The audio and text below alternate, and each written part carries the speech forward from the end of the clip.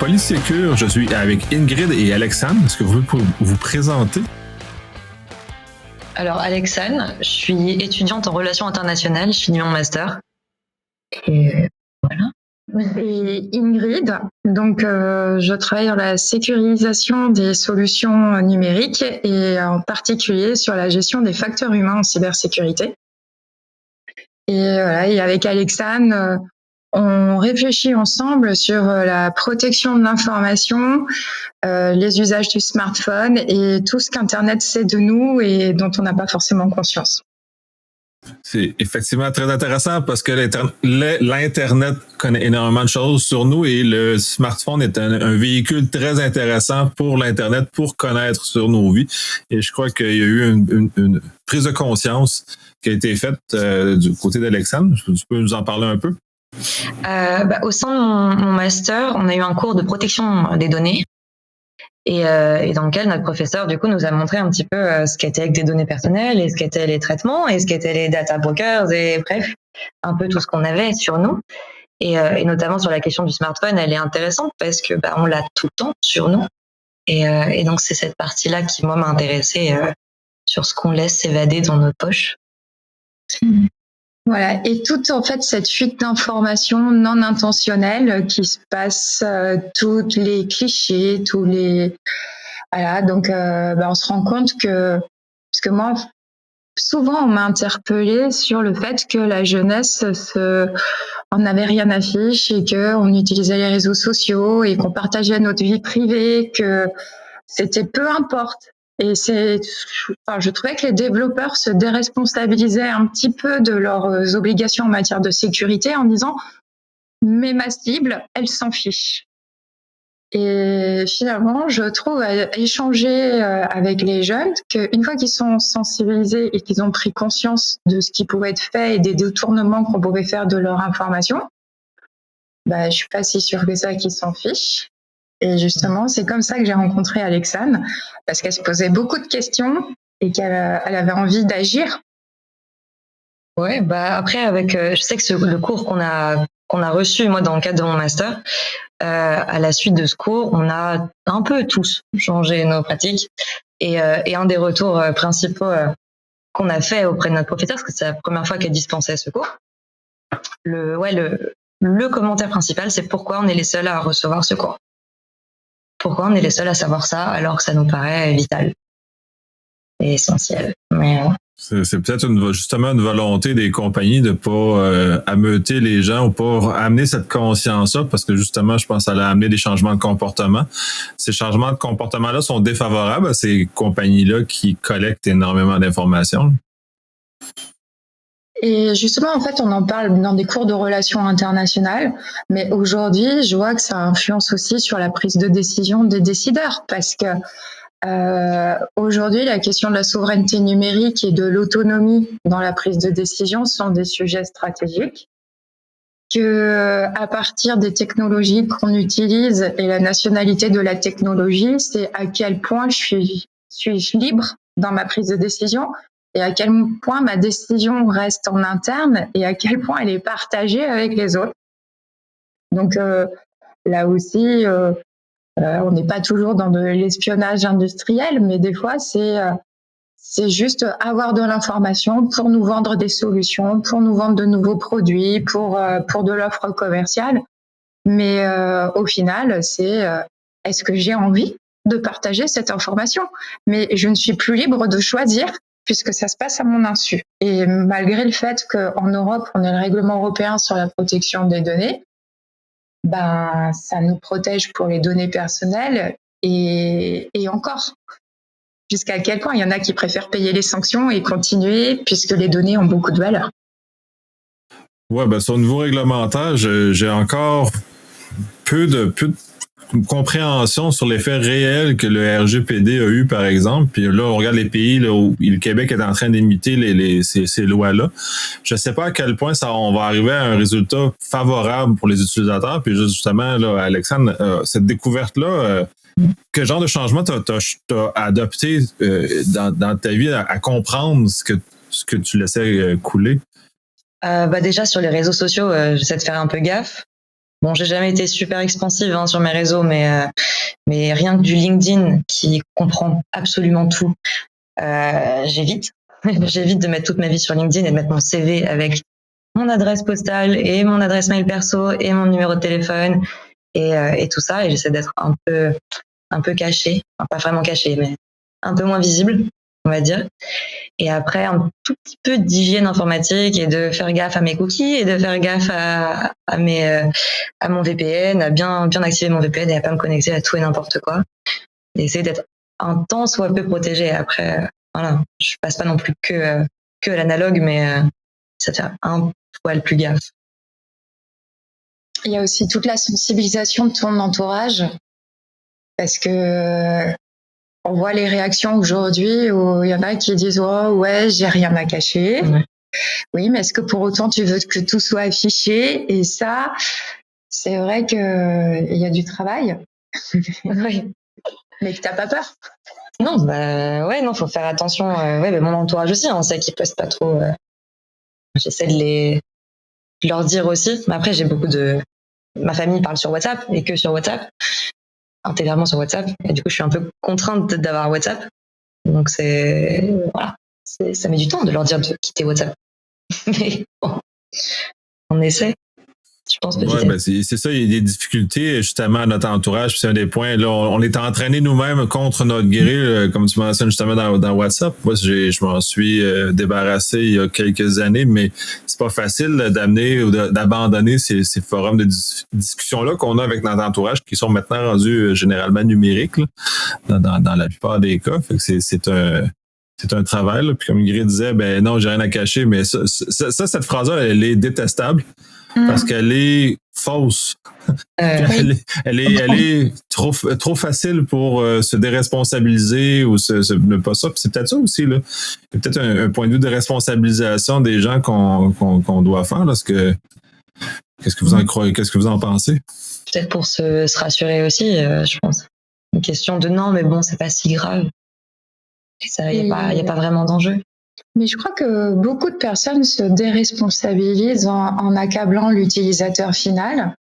Mais aujourd'hui, quand on voit, on nous laisserait jamais prendre un véhicule sans avoir un permis de conduire et sans avoir, on n'a pas le droit de circuler si on n'a pas le permis de conduire. Par contre, on a le droit de surfer sur Internet, même si on n'a pas compris comment ça fonctionnait.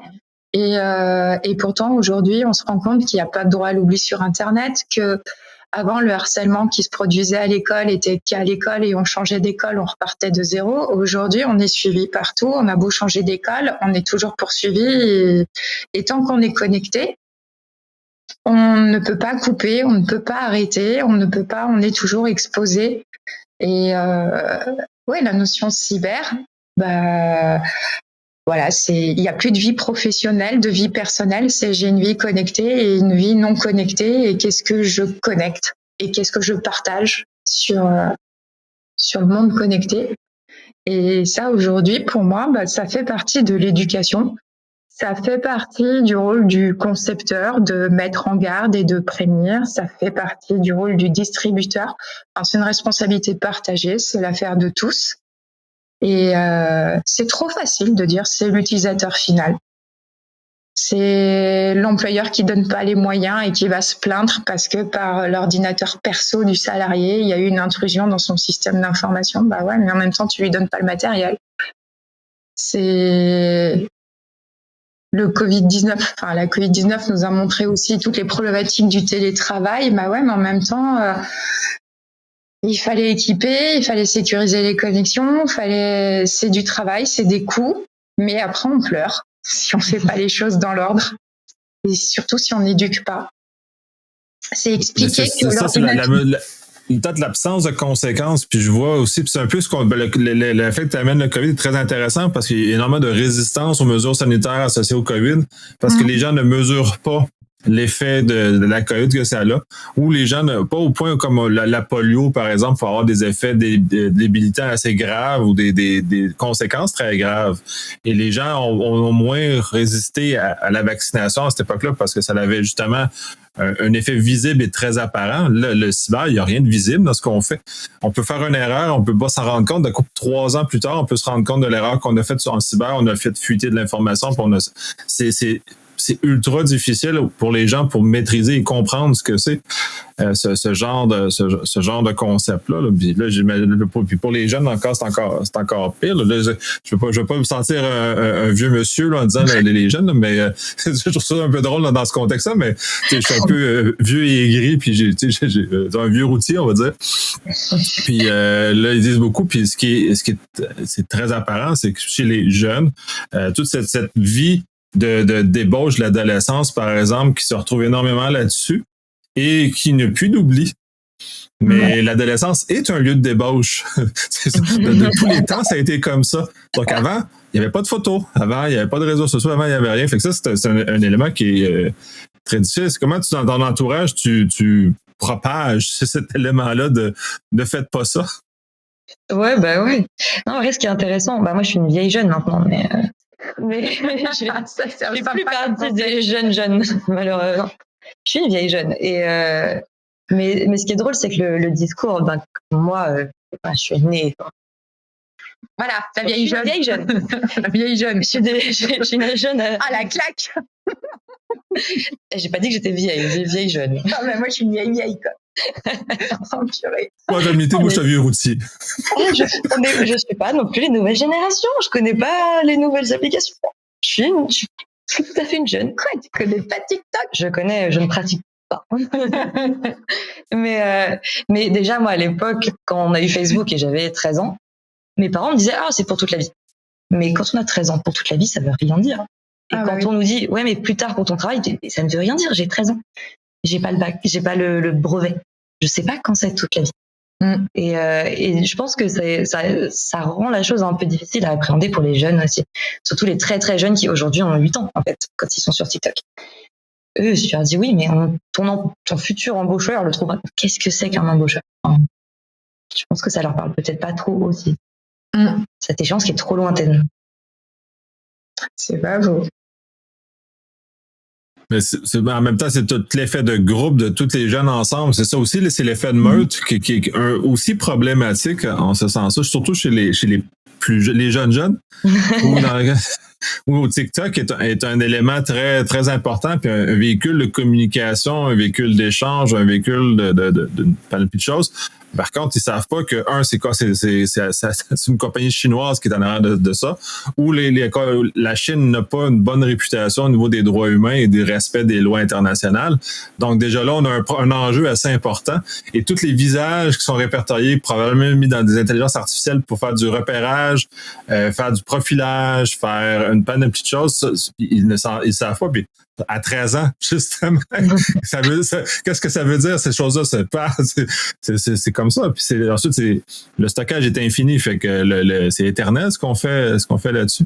Puis j'avais entendu un élément intéressant d'un commentateur américain qui parlait justement que pour l'adolescence, il devrait avoir un droit à l'oubli obligatoire. C'est-à-dire qu'après un certain temps, les informations s'effacent de facto. Fait qu'il n'y a pas de je demande de me faire oublier. Ça se fait comme ça. Parce que l'adolescence est un lieu propice à des choses qu'on veut oublier.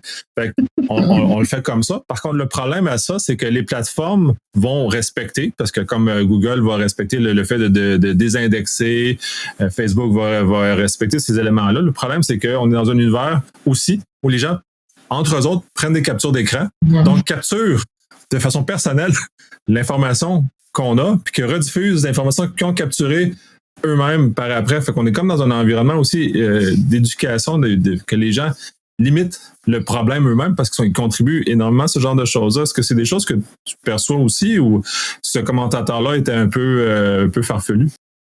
Non, en vrai, moi je trouverais ça intéressant qu'on protège un peu les jeunes, mais surtout que moi dans ma génération, du coup, on a eu Internet quand on a grandi. Donc vraiment, Internet était vraiment très développé quand on était ado, pour le coup.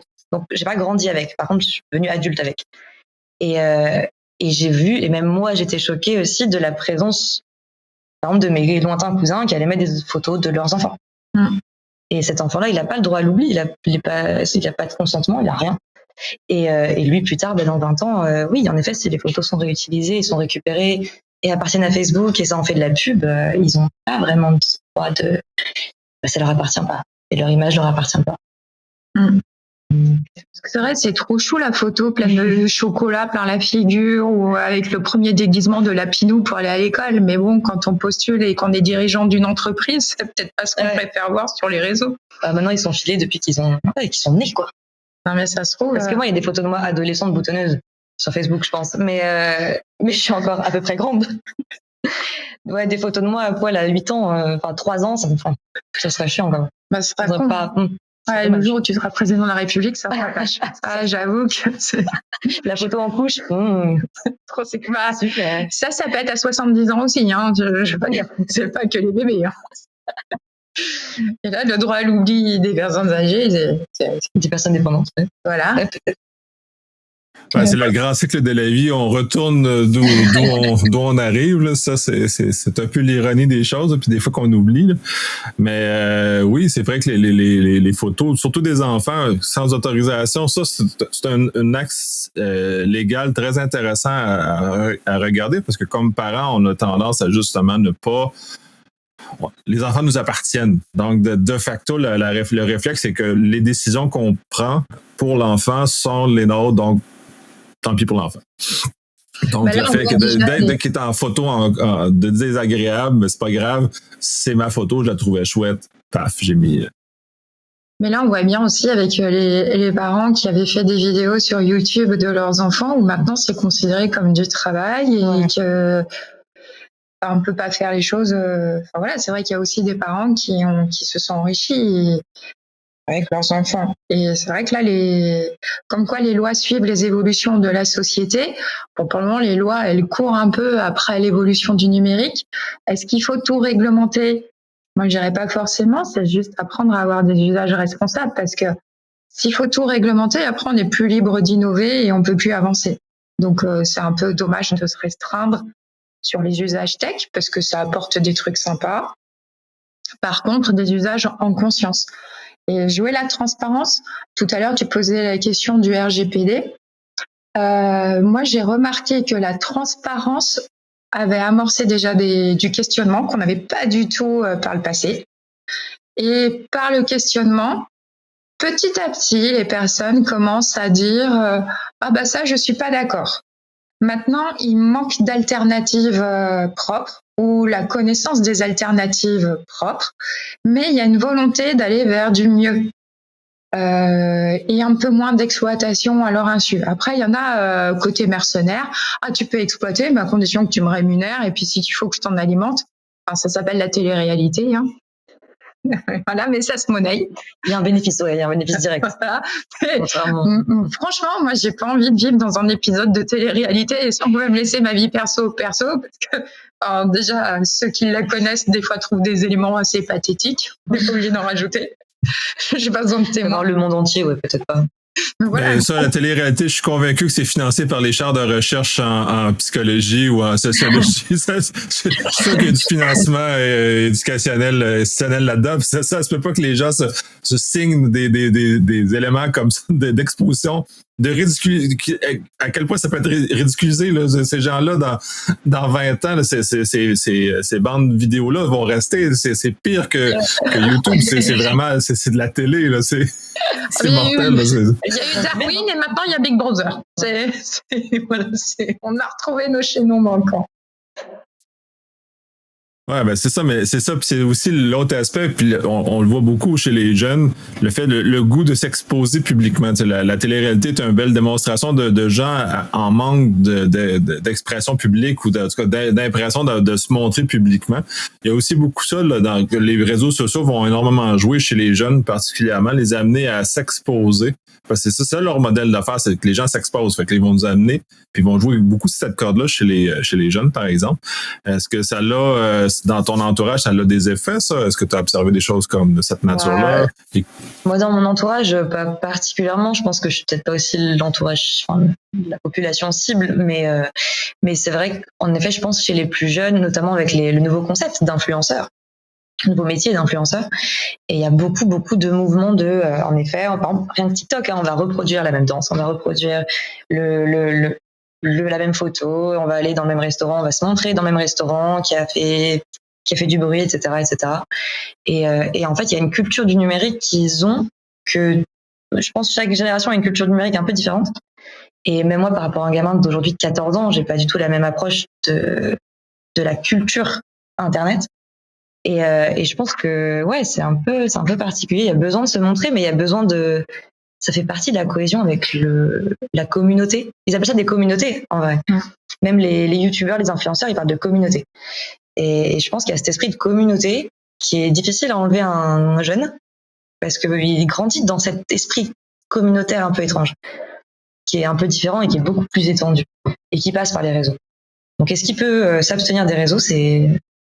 Est-ce qu'il peut vraiment le faire? Je sais pas. Ça doit être vraiment difficile. Puis ça, c'est l'aspect très grégaire de ce qu'on est finalement, là. Cette espèce de communauté. Ça, c'est une façon très marketing de vendre le fait que c'est toutes des suiveux, là. Mais moi, je trouve ça fascinant, ces affaires-là, mais en même temps, c'est l'image, puis ce qui m'est venu en tête, parce que je suis un vieux, c'est les films américains où ils montraient les équipes de football, où il y a toute l'espèce de cohésion du groupe, puis toute cette espèce d'image très hollywoodienne de l'adolescence, puis de se faire ça. Maintenant, c'est vraiment promu par les réseaux sociaux, cette espèce d'élément-là. Pas que si l'image hollywoodienne était meilleure que l'image des réseaux sociaux maintenant, là, ça a des plus et des moins dans les deux cas. Et ça trahit mon âge aussi. Mais c'est intéressant. Moi, ce qui me trouve par rapport à ça, puis vous êtes deux femmes, c'est l'énorme sexualisation des femmes sur ces éléments-là. Et ça me trouble énormément. Comment vous abordez ça, puis comment vous le voyez? Bah moi, ce qui m'inquiète beaucoup, c'est la sexualisation des jeunes femmes, des jeunes enfants même, sur les réseaux, et notamment sur TikTok, et notamment sur Instagram un peu moins.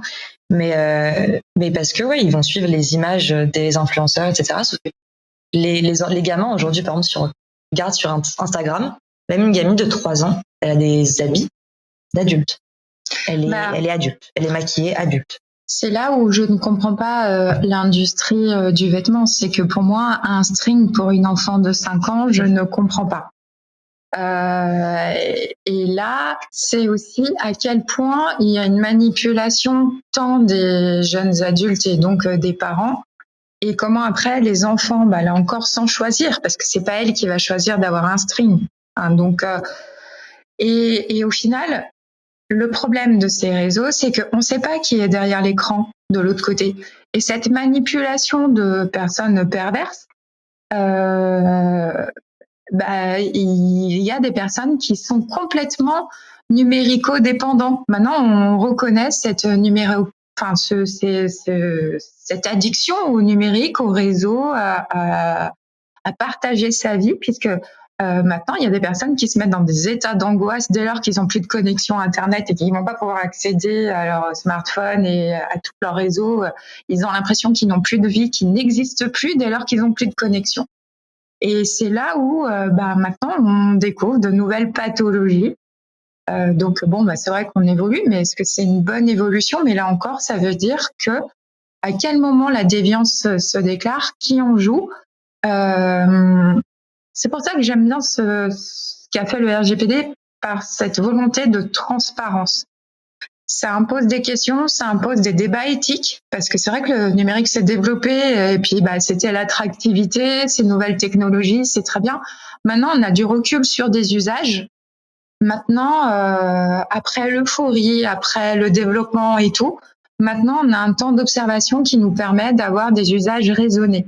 Et c'est ce qui me plaît dans la vision de la cyber, où la cyber n'est pas que technique, c'est vraiment une approche globale de la sécurisation de l'espace numérique.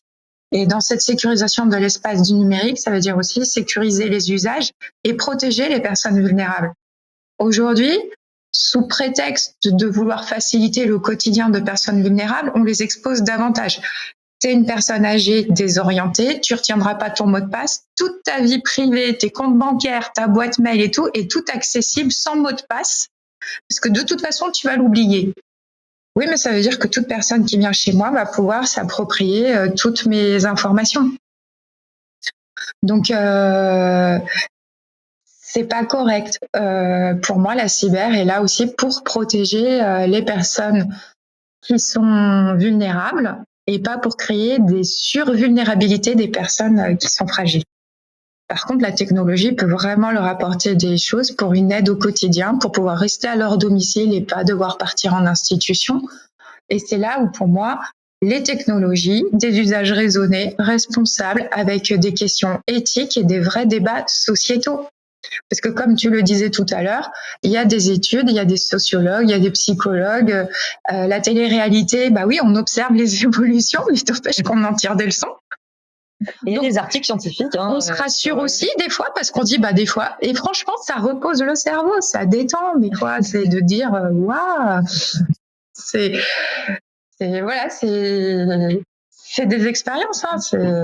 Mais comme tout nouvel univers, en fait, tout ce qui nous est étranger nous intrigue. Donc on observe. Des fois, ça nous rassure, des fois, ça nous fait peur. Bon, c'est un peu comme aller au zoo. On va regarder des animaux et on regarde, puis là, on est un peu étonné du comportement des animaux parce qu'on les comprend pas encore, parce que c'est des choses comme ça. J'oserais pas aller jusque-là. Pour moi, la télé-réalité est de ce spectre-là. On va au zoo, on a une espèce de curiosité morbide qu'on a de regarder nos autres humains qui se laisse aller à la pâture aussi. Là. Puis tu sais, c'est pas... J'ose espérer qu'ils ont minimalement réfléchi 5 secondes avant de signer le contrat qui leur donne le droit à la chaîne de diffusion de faire ce qu'ils veulent avec le contenu. Mais ça, c'est un autre débat, savoir s'il est super éclairé. Mais bon, il se prête quand même au jeu de façon volontaire. C'est pas... Puis ils compétitionnent. Ils font des compétitions pour qui veut vraiment être là. Puis ils choisissent celui qui est le plus épatant. Du lot en plus, c'est ça qui est c'est d'une folie. Oui, eux, au moins, ils sont rémunérés. Maintenant, si je regarde le smartphone des individus et tout ce que finalement on sait sur leur vie, j'aimerais bien être payé pour ça. Et on rigole de la télé-réalité, mais au final, les entreprises qui sont derrière la collecte de données qui sont sur nos smartphones, où notre smartphone est capable de nous dire où partout on a traîné nos guêtres alors qu'on lui a pas demandé de nous surveiller. Quand moi on m'explique que ma voiture me géolocalise pas et qu'on me dit que je peux pas avoir de GPS dans ma voiture, par contre elle est capable de me dire en temps réel à quelle vitesse je dois rouler, donc si à partir de là elle m'a pas géolocalisé, je sais pas si c'est pas qu'on se fout de ma gueule. Enfin, voilà, c'est-à-dire qu'à un moment donné, je vais non, ma voiture elle me géolocalise et maintenant arrêtez de me dire il vous manquez un petit peu de transparence, c'est pas très clean.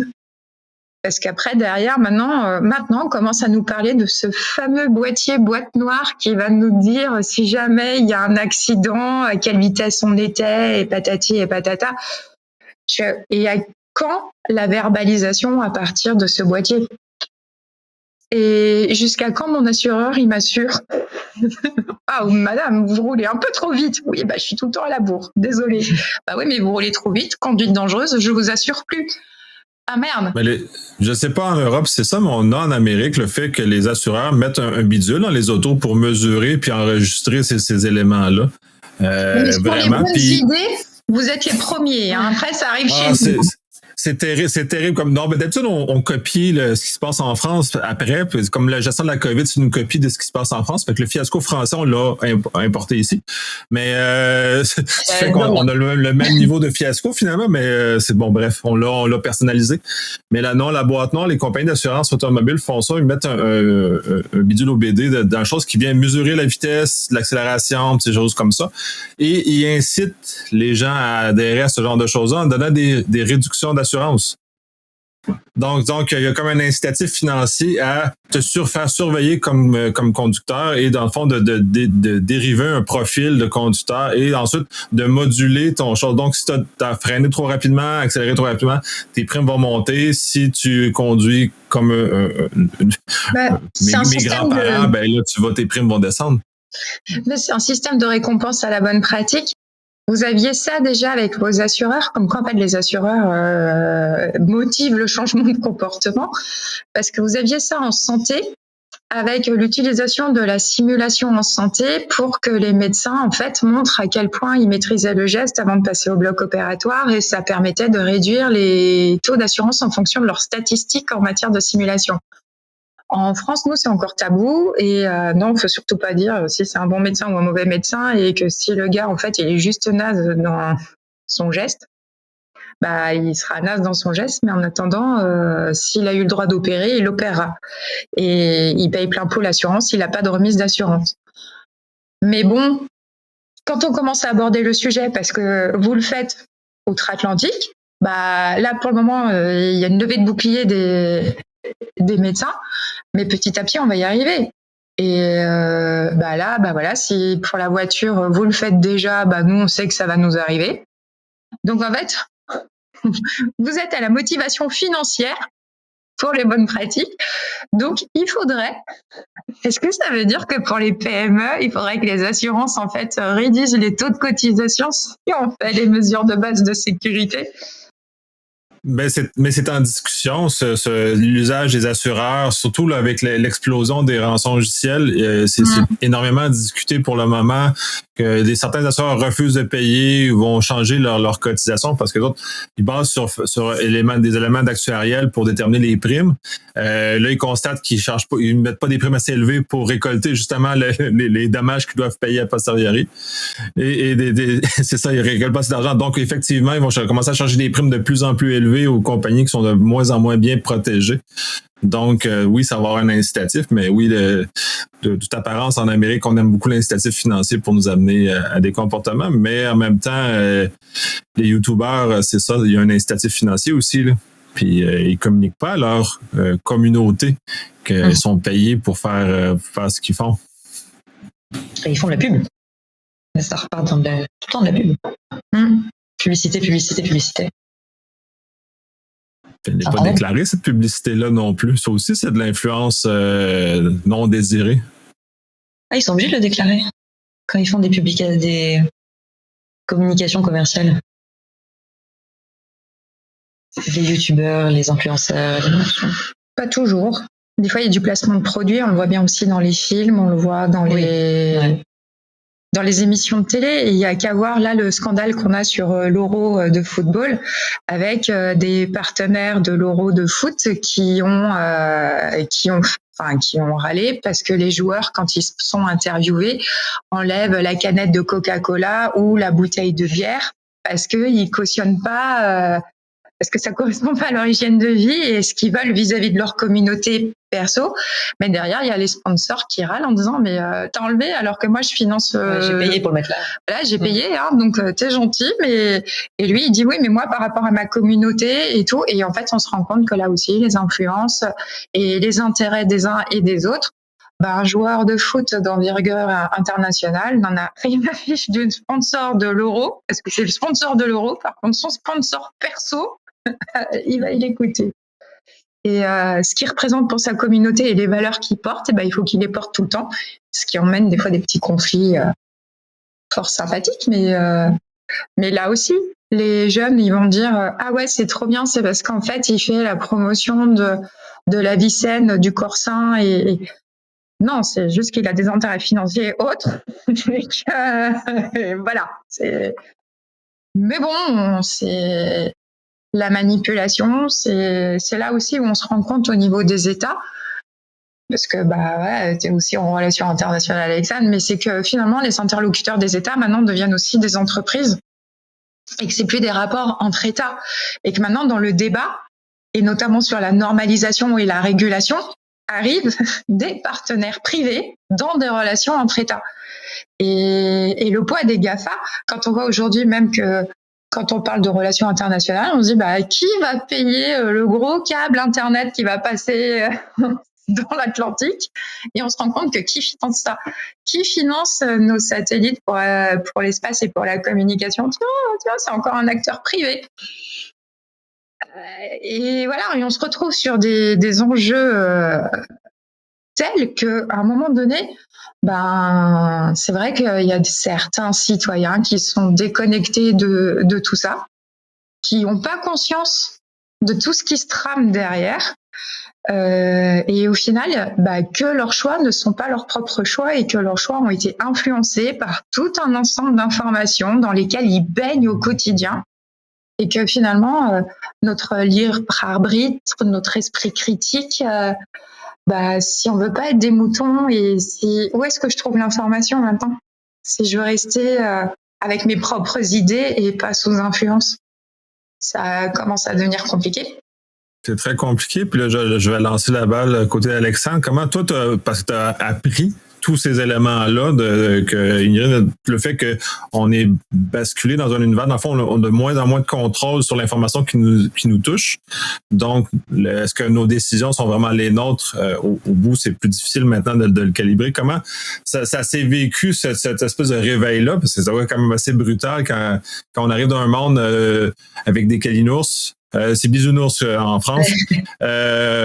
Nous autres, c'est des câlins, c'est pas des bisous. Fait que c'est des calinours. Mais bref, ce réveil-là du monde des licornes à la dure réalité que tout est commercial, on est manipulé constamment, puis on est utilisé par le GAFAM, entre autres, mais par beaucoup d'autres influences. Ce réveil-là, ça fait un moment quand même qu'on l'entend un petit peu. Et qu'on sait que c'est pas, voilà, qu'on est un peu, que les algorithmes nous biaisent un peu, qu'on nous montre l'information qu'on pense est pertinente pour nous et que même dans la recherche sur Internet, sur Facebook, sur Twitter, on est de toute façon influencé et l'accès à l'information il est biaisé. Mais c'est un peu effrayant et je sais même pas comment taper sur Google. Je veux me passer de Google. Mais ouais, c'est un peu déroutant et je pense qu'il faut davantage de sensibilisation pour que cette question-là, on se la pose à plusieurs moments de nos vies et à plusieurs moments de notre avancement professionnel ou scolaire. Et pour prendre le temps de l'appréhender quand même. Je pense que c'est un peu compliqué de se dire mais est-ce que ce que je pense c'est moi qui le pense ou est-ce que j'ai été influencée? Mais c'est un peu c'est une transformation de notre société et il faut juste qu'on s'adapte. Et l'adaptation, comme il y a eu l'industrie, on est passé de l'artisanat à l'industrie et aujourd'hui on passe de l'industrie au numérique. Et qu'est-ce que ça veut dire? Et il faut le temps d'adaptation est nécessaire, mais c'est vrai que les technologies avancent très très très très vite. Et que on s'adapte pas hyper vite. Mais après il existe des colloques, il existe des points de rencontre où les gens peuvent échanger et puis c'est vrai que la semaine numérique du Québec permet aussi de faire toutes ces passerelles parce qu'à un moment donné sur une semaine d'avoir en transversalité tous les sujets qui sont abordés, ça permet en fait une parenthèse où on peut se poser des questions, où on a des apports d'expertise, où on croise les regards. Et c'est ce qui fait avancer le schmilblick en fait. C'est ce qui participe à la prise de conscience générale parce que c'est vrai que tant qu'on est tête dans le guidon, dans nos filières, dans nos quotidiens, on n'a pas ce recul nécessaire. Donc, c'est vrai que l'avantage d'aborder la question de la ville intelligente, de passer par la santé, en fait, on voit les intérêts, on voit les enjeux, on voit les risques. Un petit coup de sécure par-dessus, là, pour bien prendre conscience du risque et de la menace. Et puis, à un moment donné, c'est d'apporter des solutions, mais des solutions qui sont responsables. Les notions d'éthique aussi sont abordées à chaque fois. Enfin, c'est une vision internationale aussi, ce qui fait que franchement, c'est des expériences riches. Donc, il faut continuer ces échanges. C'est pas que je vous pousse à poursuivre, mais ça fait vraiment aussi avancer. On voit l'impact culturel aussi sur les usages du numérique. Parce que l'air de rien, suivant notre culture, on n'a pas du tout les mêmes usages, on n'est pas non plus dans le même niveau d'acceptabilité. Donc, je sais que pour le moment, le modèle de vie de la ville intelligente chinoise en France, elle séduit toujours pas. Hein. Pour le moment, non, c'est pas notre délire. Franchement. J'ai aucune idée pourquoi, mais... Nous, en fait, on préfère se galérer 3 semaines à retrouver le cambrioleur et à garder un peu plus de vie privée.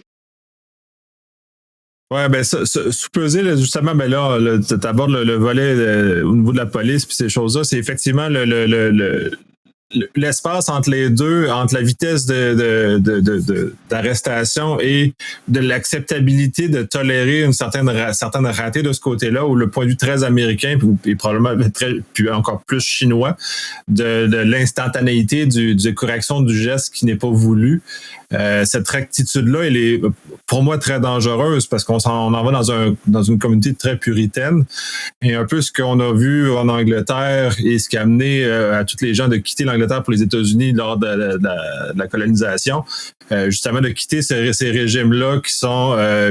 puis eux autres sont même allés, c'est le puritain qui a quitté d'ailleurs, l'Angleterre pour aller aux États-Unis. Donc ça explique une partie du problème américain, du puritanisme qui va avec, là, toute cette rectitude-là dans laquelle on est contraint. Pour moi, c'est très, très dangereux. Il y a la servante écarlate, je crois. Je ne sais pas comment en français c'est traduit.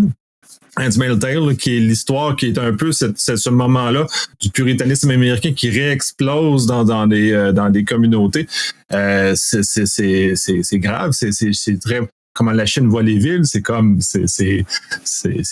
on est enfermé dans des prisons. Puis Facebook est un peu cette représentation-là de ça. Là. J'aime bien les sourires. Là.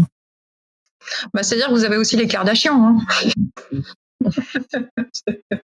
Voilà, quoi, le puritanisme, ça dépend sur quel angle. Ça dépend de la chaîne. Les États-Unis sont riches.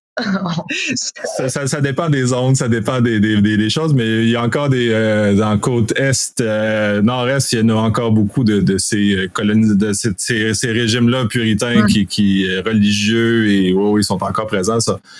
Puis probablement qu'ils financent en plus les Kardashians et ces affaires-là. C'est ça qui est le plus étonnant dans le système. Sont d'un côté très rigoureux, on va dire. Et de l'autre côté, ils acceptent de faire de l'argent sur des choses qui sont, disons, discutables. Mais l'argent n'a pas d'odeur. Aucune. Je pense qu'on va arrêter dans le chemin-là parce qu'on est en train de glisser sur des zones que je pense qu'on va garder pour le privé. Donc, c'est un énorme plaisir d'avoir enregistré avec vous deux. Ingrid, je sais qu'on enregistre ensemble en solo. Alexandre, je te lance l'invitation pour qu'on enregistre en solo, pour qu'on explore ces sujets-là ensemble, parce que tu as un point de vue, un regard très, très intéressant sur la cyber. Puis moi, je me sers du podcast comme véhicule pour justement sensibiliser les gens, les amener à mieux saisir où on s'en va. Puis je pense que ton discours est très intéressant de ce côté-là. Fait que je pense qu'on a une belle opportunité. Fait que je vous remercie pour cet enregistrement. Et d'avoir pris le risque de vous faire déranger autour aussi. Et sa professeure, c'est Laurane Raimondo que tu as en contact. Oui, tout à fait. Puis la référence, oui, puis je commence à enregistrer avec elle dans les prochaines semaines aussi. Fait qu'on va avoir une discussion, nous, de ces choses-là avec différents points de vue. Ça va être super intéressant. Moi, je suis hyper emballé parce que ça m'enrichit, mais j'espère que ça va enrichir aussi les gens dans notre entourage qui vont justement pouvoir prendre des choix un peu plus éclairés par rapport aux technologies, puis éviter de prendre des raccourcis.